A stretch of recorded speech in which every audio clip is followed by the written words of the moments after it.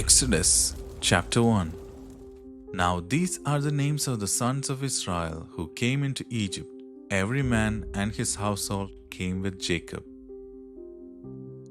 Reuben, Simeon, Levi, and Judah. Issachar, Zebulun, and Benjamin. Dan and Naphtali.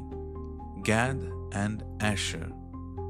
All the souls who came out of Jacob's body were 70 souls, and Joseph was in Egypt already.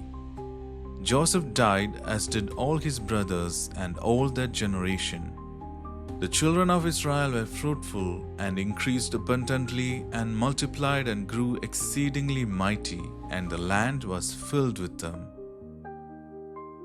Now there arose a new king over Egypt who didn't know Joseph.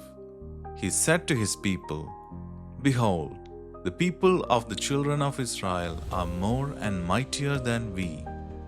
Come, let's deal wisely with them, lest they multiply." And it happened that when any war breaks out, they also join themselves to our enemies and fight against us and escape out of the land. Therefore they set taskmasters over them to afflict them with their burdens. They built storage cities for Pharaoh, Pithom and Rameses. But the more they afflicted them, the more they multiplied and the more they spread out. They started to dread the children of Israel.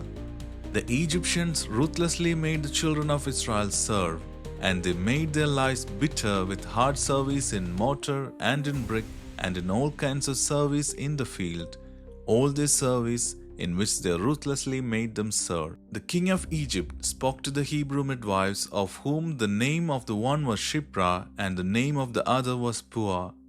And he said, "When you perform the duty of a midwife to the Hebrew woman, and see them on the birth stool, if it is a son, then you shall kill him. But if it is a daughter, then she shall live." But the midwives feared God and didn't do what the king of Egypt commanded them, but saved the baby boys alive. The king of Egypt called for the midwives and said to them, "Why have you done this thing and saved the boys alive?"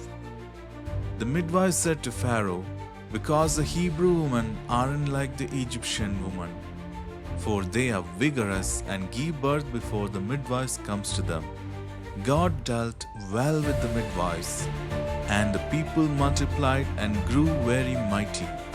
Because the midwives feared God, He gave them families.